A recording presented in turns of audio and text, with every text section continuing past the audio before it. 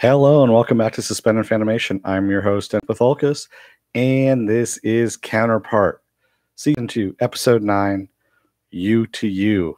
Wow. Yeah, they are definitely going full bore, whole hog into that last episode here. So it is very interesting what they're going to do here. So, yeah. It is, wow, that's all I can say. You have to forgive me a little bit here. I am still, horking up a lung every now and then. That's why I was a little bit late, trying to get my shit together with tea and all that kind of stuff so I don't, cough into the microphone, as they say. So, I'm going to say, once again, spoiler alert, if you haven't seen the episode, go and watch the episode. Come on back. This will be a video. You can comment down below, and you can also like, dislike, all that kind of stuff. And thank you to Viking Bitch for that. What's today's mug? Today's mug is just my normal mug that I have. I just, I didn't want to do anything else. So, there we go. I knew there was one up there. Boring? Yes, it is a boring teacup. Yes, that is the boring cup for the day. Unless you look closely at it, and then, I'm not going to say. But it's not the cup that counts, it's what's inside of it. I don't know what's inside of it today. So, let's get going here. Actually, let me get some glasses on, too, so I can actually see what the hell I wrote, because that would be really hard to do. So we see that Indigo is getting injections. The Indigo team is getting injections against the virus, except for Ethel. Ethel has a special mission, which we don't know what that is as of yet. And they're hiding at the house that on the Prime side, Yannick and Mira are staying at. Basically, the summer house they used to go to when she was a child. So pretty much everything that she has, she's mirrored everything on her childhood, really. Mira has really, she's a damaged child, is what she is. When you look at everything that she's been doing, everything is connected to her childhood. And it's just really weird. I mean, that they haven't gone and looked back at her child. I mean, they've looked at everyone else. That's the thing that gets me, is management has looked at everyone else's background. And obviously management knows about Mira. They know who she is, but they're kind of complicit because they haven't been investigating her at all. They haven't told anybody in strategy who's looking for them about Mira, and her background. And yeah, it's just, I don't know. Funobi says, we know that at her end mission, but still give her a shot. Also proof there's a cure and it will affect people from both sides. Virus flaw. I don't know, man. I think the virus is going to hit both sides, to tell you the truth. Because as Claire says later on, that it is the flu.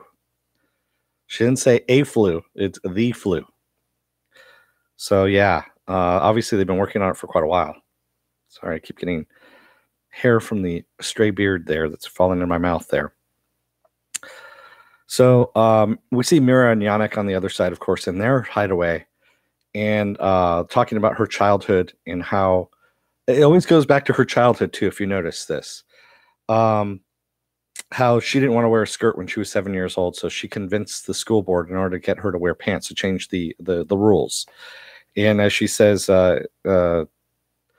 people can be flexible when they need to be, is what she says.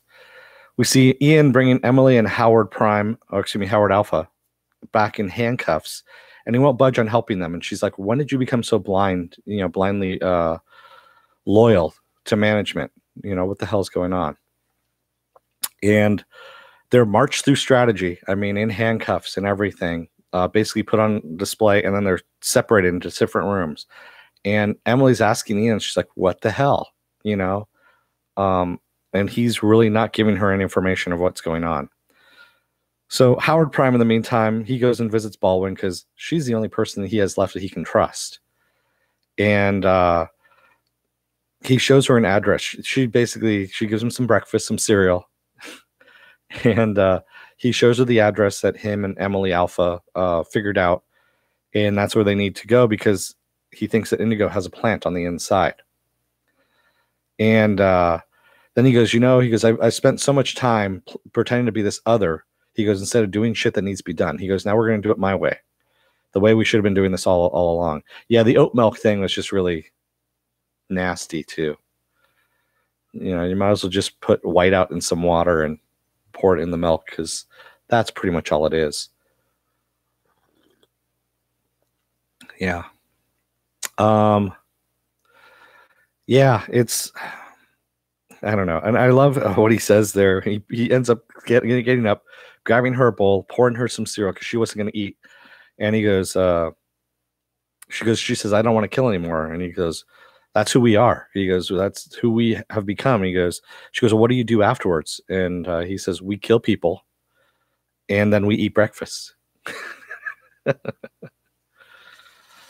Yeah, I love that. So Claire is over at Naya's house along with Peter and baby Spencer. And she's giving info to Naya, and she's not going to tell Naya pretty much Naya wants to know who the contact is in the cell. And Claire goes to go climb up, and she goes, you know what? I can throw you both in a hole right now, so deep and dark that you'll never see the light of day ever again. She goes, I'm being, kind of lenient here. You work with me. Give me all the stuff I need to know so we can stop all this before it happens. And she goes, otherwise, basically, I'm going to throw you in the cell. They're going to take baby Spencer here, and they're going to experiment on her. There you go. And, when she asks for the head of the cell, and Claire says, Spencer, and that look on Peter's face, my gosh, because he's holding baby Spencer and realizes that she named their baby after her first crush. Her first love. God, what a gut punch that's got to be to him. I mean, Quayle's a fucking idiot. Okay, Peter has been a fucking idiot for most of this stuff, but the man just keeps getting kicked when he's down, no matter what. So yeah, it's that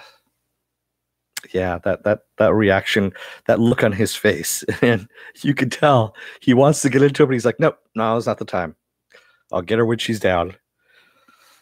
And just as she's getting, the information, as Naya's getting the information from Claire, and when they're going to meet Spencer so they can secure the virus, Naya's kid comes in asking for her, and we find out that Naya's child is a special needs child.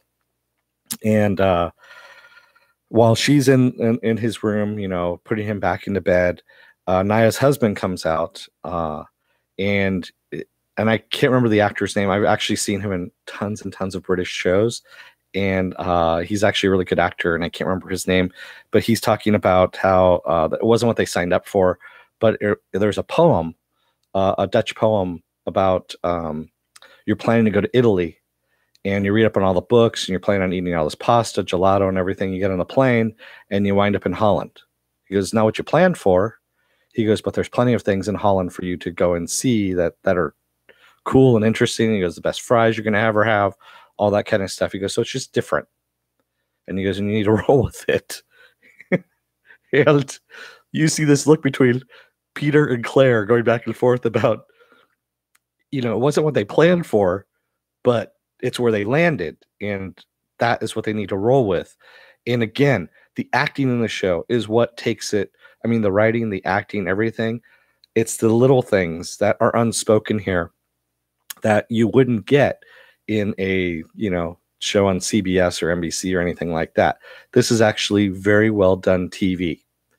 It's very well done movie if you had a movie going on too. Again, writing and acting. That's what you need there. And Naya ends up taking them, into the office. So she's going to go in there. So, no movie for nobody. I don't think it was that late to introduce the family in, to tell you the truth. It was actually very well planned. And because we don't get a lot of Naya's background, she is supposed to be the outsider. She's supposed to be something that you don't know where she stands. And that's specifically done in the writing so that you don't know if she's working for Indigo, the other side, or management, or if she's really just doing her job and really where she's at. And it's not until that scene right there, you still kind of don't know where she's at roughly, but you do have a better idea about it. So, yeah. So Ian ends up talking to management. He's sitting in front of the machine and saying why he needed to kill York and all of York's team because they went rogue. And, then he says, then management says, we thank you for what you did. But now we're going to have Emily conduct an interview with an agent from the other side. And he goes, whoa, wait a minute. He goes, I just brought her in on your orders, and now you're going to put her in charge of an investigation from an agent on the other side. He's like, what the fuck? So, yeah, and they're basically telling him to shut the fuck up and do your job like you have been doing, like we've told you to do to begin with. So it's pretty damn interesting that they've just basically told him to don't ask questions, do your job. We know what we're doing. So Ian takes Emily over to the intersect room and says, he goes, I don't know what's going on. He goes, I just work here, as he puts it, because he's pissed at this point. And the door opens up for Emily. She goes in, and the levers open up between the two rooms. And who's sitting there but Emily Alpha? She's the other agent. Da da da. So, yeah. We go back to Claire, and Claire calls Spencer and arranges to meet him at his office under an assumed name. He gives her the name that she's going to tell people on the front desk. And, he says it's got to be pretty important if she wants to meet again. Hey, Rhubarb. I'll get to people in the chat in just a minute when I'm done here. Naya and Peter takes baby Spencer up to her mother's to drop her off. And in the meantime, Naya and Claire talk, and Naya tells him, he knows about Spencer. And she goes, no, I don't think he does. And he goes, no, he does. He knows. And he loves you. He was ready to die for you. And that's how I know that he loves you. And then she's trying to gauge Claire, like, where are you at with this? And Claire says, oh, I know what you're doing. I used to do this with Peter whenever I thought he wasn't on my side.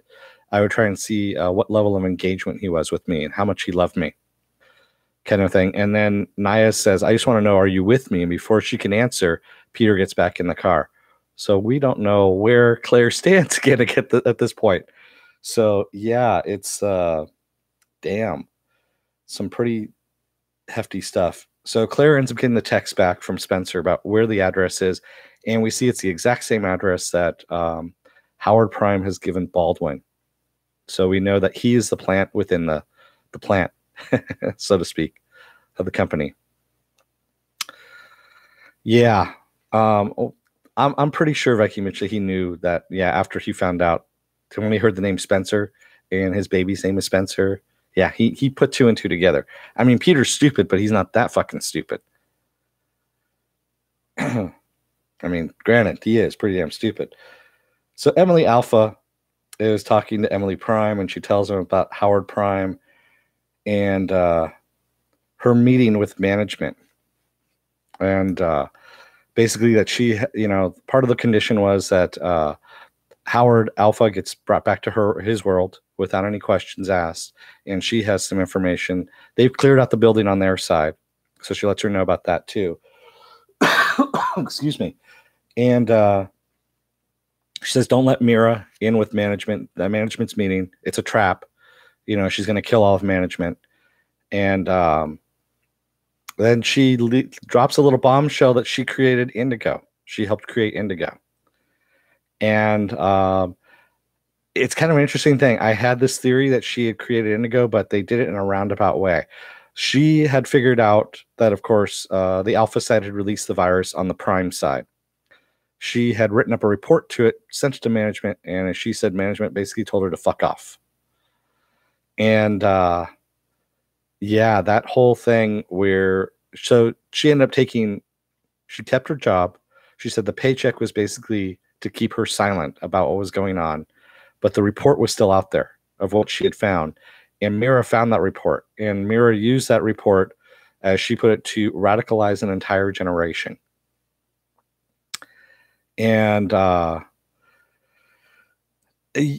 Fonobi, she said, Pen Farm Girl says, felt like we missed an episode or at least a scene, but didn't we say the memory was coming back right at the start of the scene? Yeah, her memories are coming back. I think her memories have come back a lot more than she thinks she does. Yeah, who gave Mira the report? And I'm pretty sure it was Emily. And when she says I helped create Indigo, or I created Indigo, she did. I'm going out. I said this from the beginning, that Emily Alpha was the one that created Indigo. And she doesn't agree with it anymore, and I think that's the reason why she was either trying to be killed or she was trying to commit suicide. One of the two. So,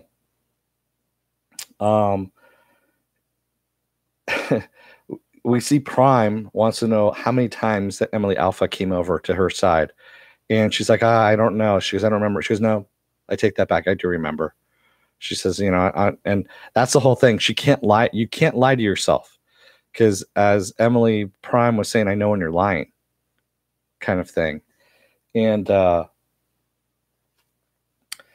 she said she didn't want a child because she liked her life. That's the reason why she never had Anna. And she liked going over and visiting and saw the hole in her life, is what she said. And she says she knew it would take her under, basically. If she had a child and was trying to do a career, she said it would have taken her under, which is what happened to Emily Prime. Emily Prime was addicted to drugs, alcohol, that kind of thing. And yeah, it did take her under a bit, but it also made her stronger in a way. And that was actually a good scene between the two, the two Emilys. It was really good. And basically she leaves, telling them that their building's clear out on the Alpha side. They should be doing the same on the Prime side, and that Howard is going to be coming back. And then she asks Prime if she's lost her husband, and Prime says, no, I don't think you have. She goes, I won't stand in your way. So we knew that Emily Prime had feelings for Howard Alpha. Yeah, exactly, Viking bitch. At first she says I couldn't get pregnant. She goes, oh no, wait, I didn't want one.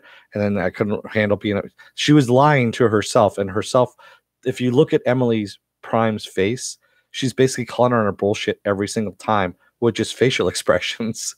And again, it goes back to acting. If you have good actors, this is an entirely phenomenal cast that they have for this show.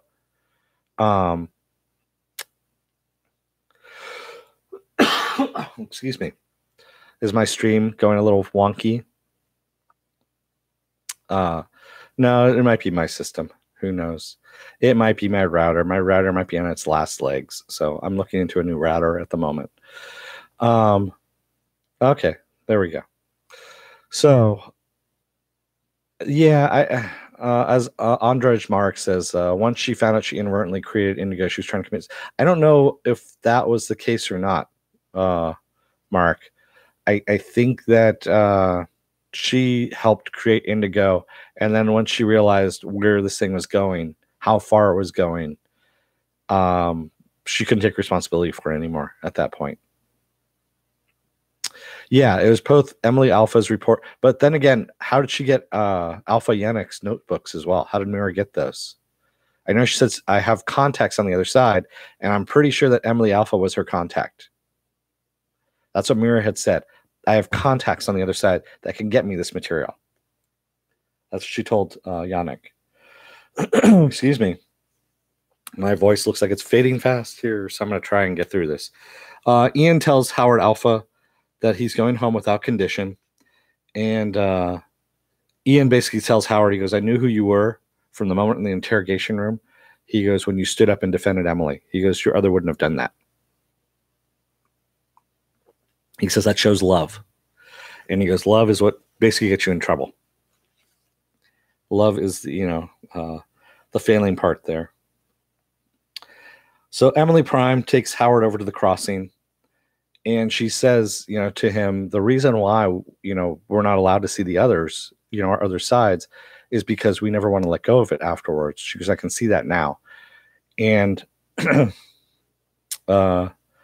she says, be kind to to her when you get back there, is what she says. And he ends up kissing her. Yeah. So we know that they have feelings for each other. And I'm just like, damn, okay, this is just really, very convoluted. Because, I mean, you're basically kissing your wife goodbye, but your wife is waiting for you on the other side of the crossing. It's a different wife. And it's like, wow. So he crosses over, and his Emily is waiting there to meet him on the other side. And instead of kissing her, I don't know if you notice, he hugs her. Yeah. Excuse me.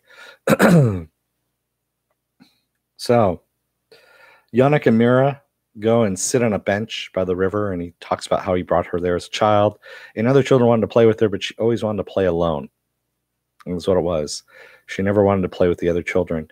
And who shows up but Ian and all his guys with their guns drawn, and they arrest them and put them in separate cars and take them into the building there. So we see that the buildings are cleared out for the day. Everyone's getting cleared out, and they're told to come back again tomorrow. That's just the building, for today, they're getting out of there. And Mira and Yannick are brought in and separated.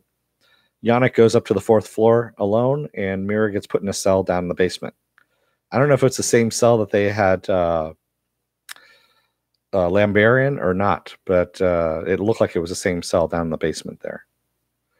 And yeah, Mira did not look surprised at all about what was happening. Yannick was confused as fuck because, of course, he's been sitting there in echo the entire time. Yeah, I don't, I'll get to that in a little bit, Stanley.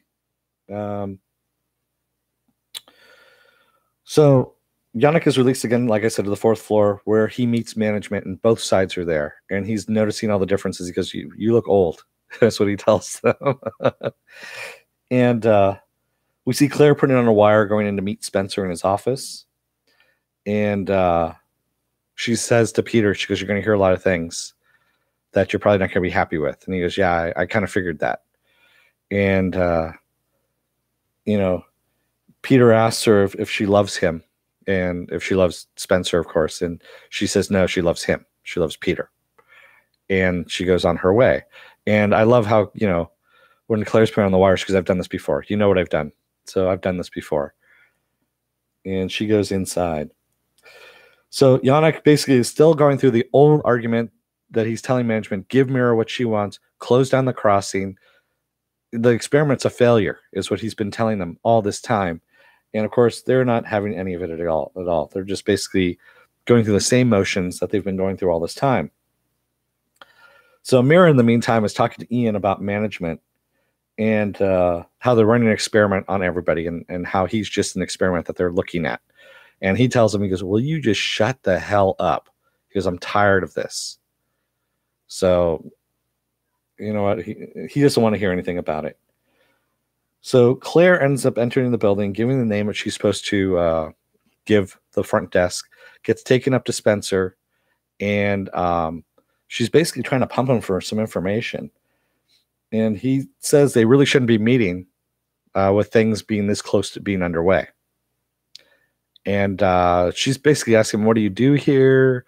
All this kind of stuff, and not kind of getting to the point of, and of course she's going to put him on edge.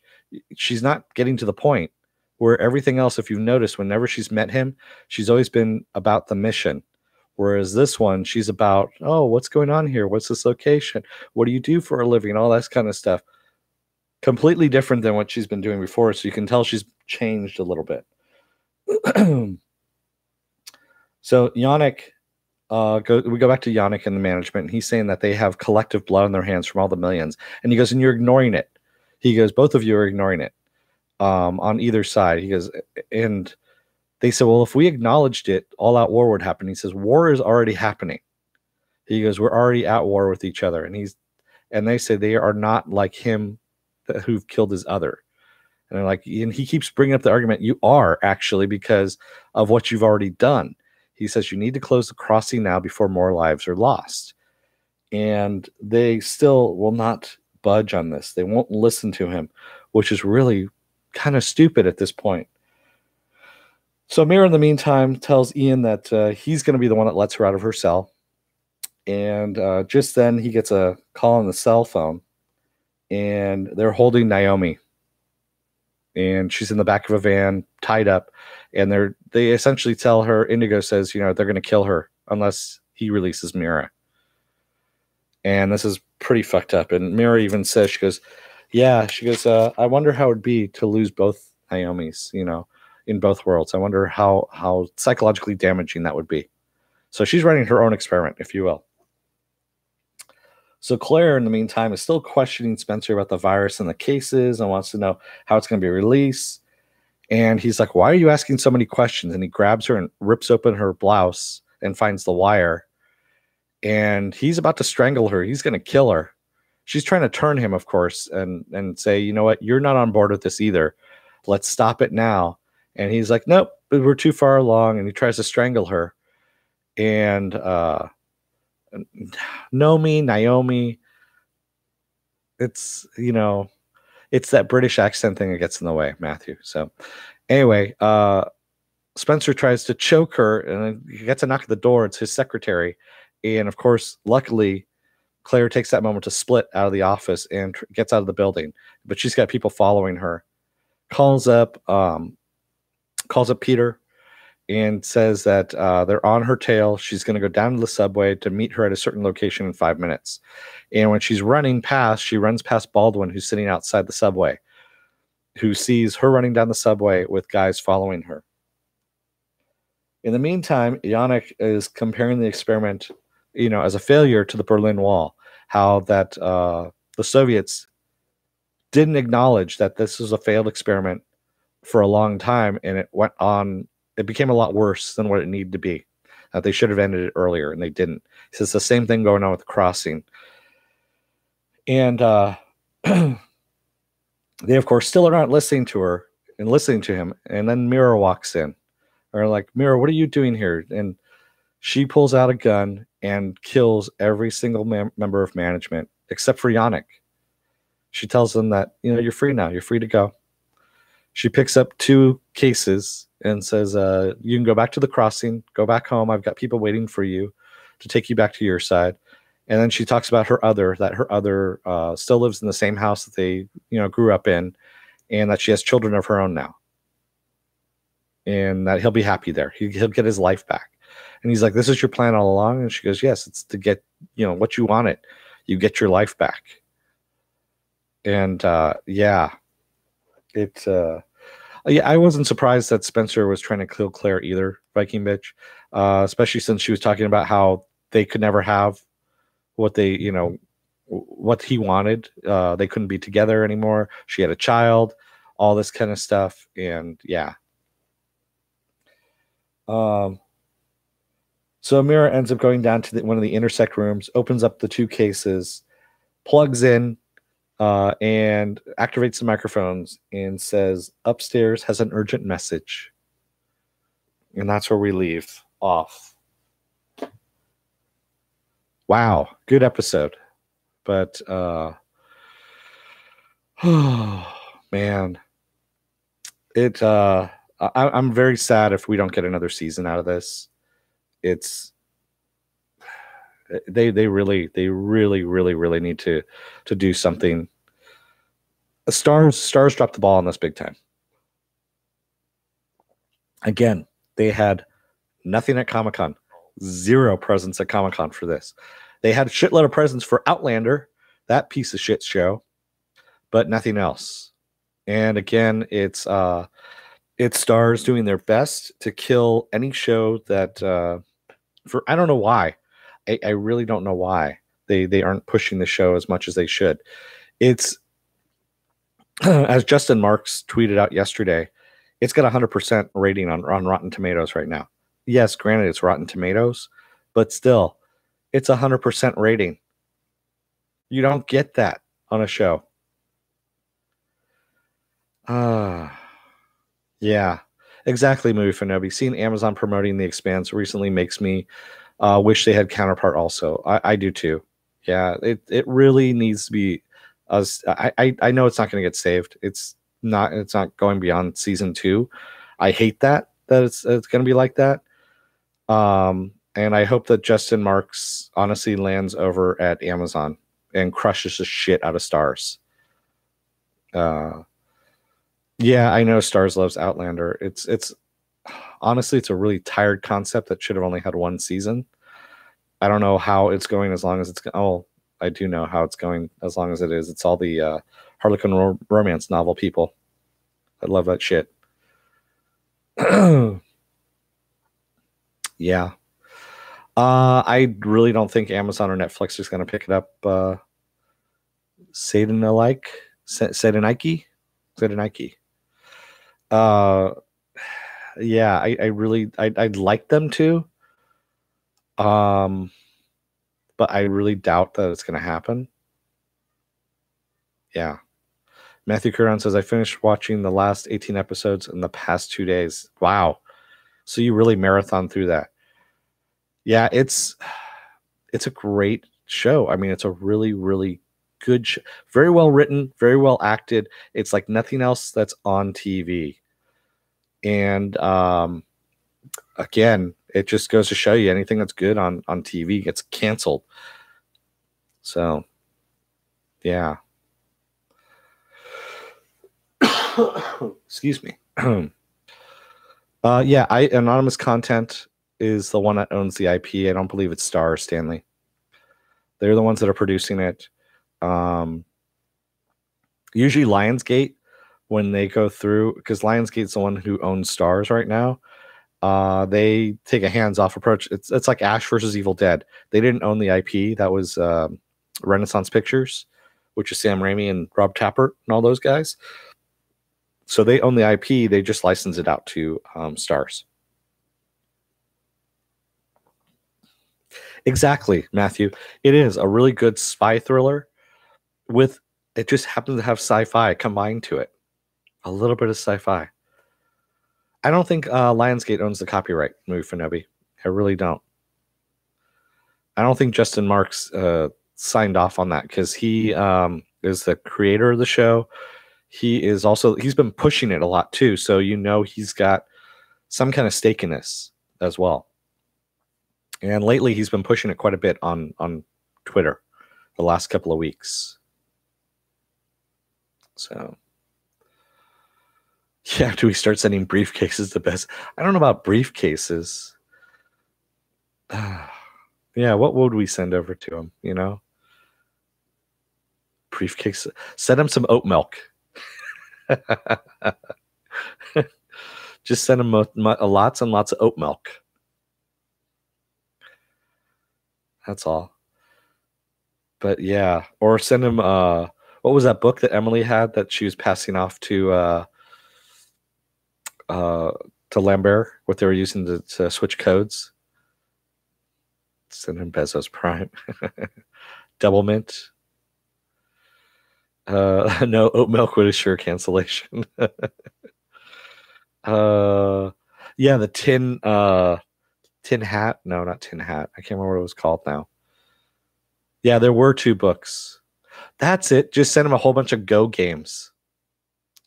Send him Go. The game Go. That would be it. We could just send him all the little pebbles, the black-white pebbles. They actually have, there is a version of Go that has the pebbles have black and white on both sides. And, it's split down the middle. And you can send them those. There we go. I think that would be actually really good. Just sending, all these little pellets of Go sent to the mail.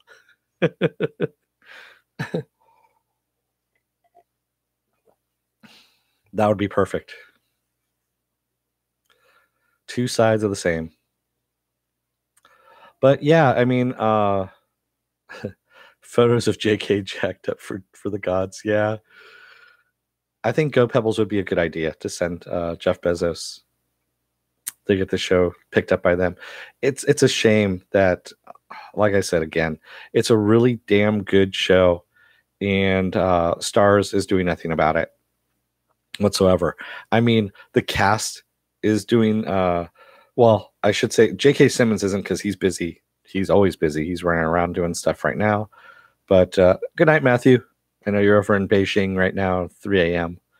So get some sleep. 3:30, yeah.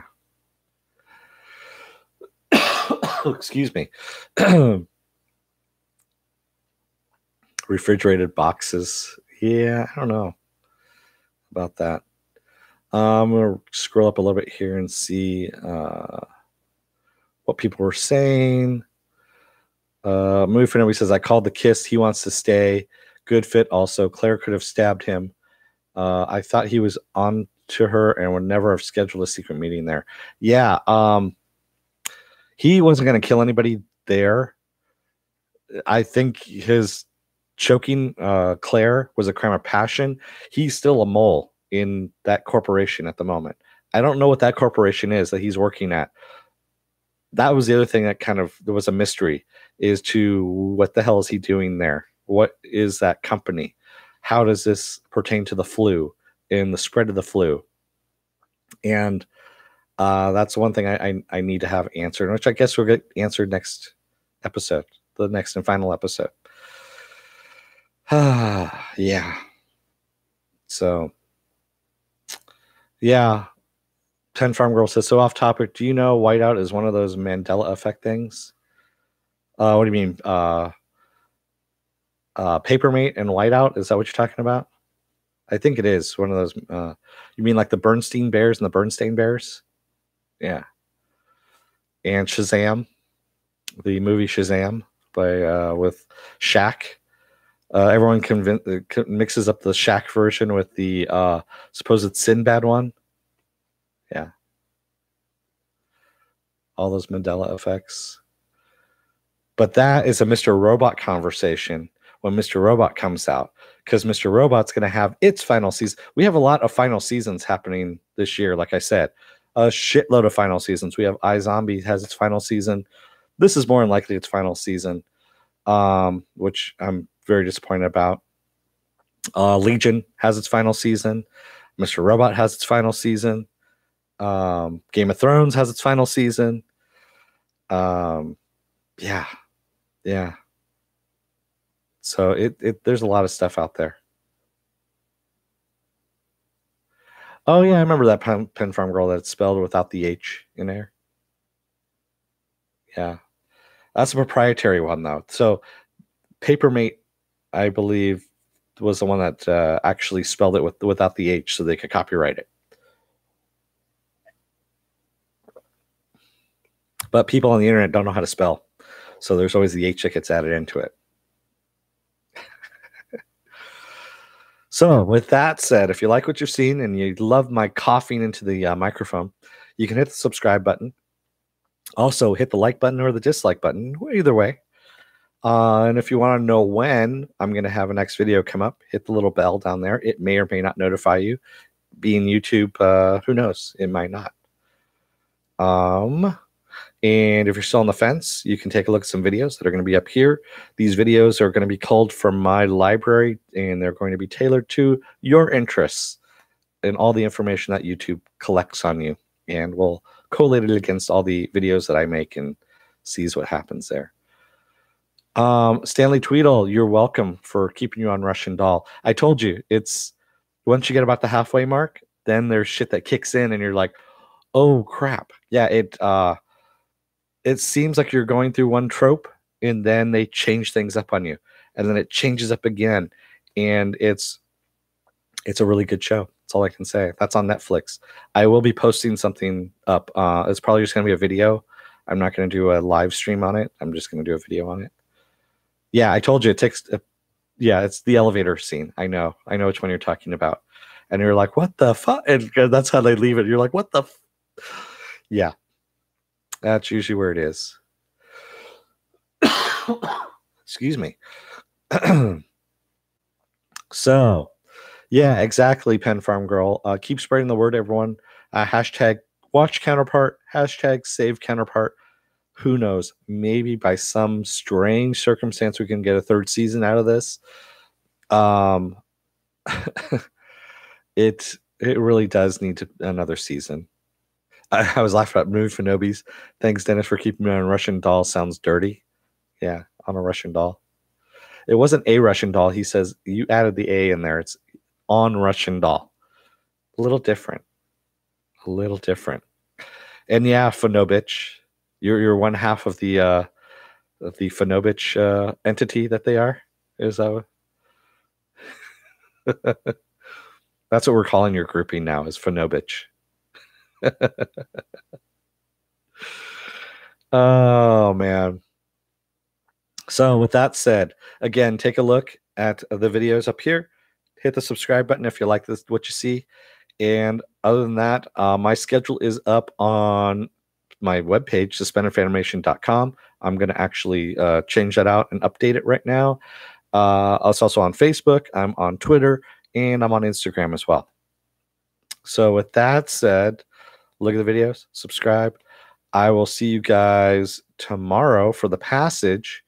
Until then, don't let the door hit your ass on the way out.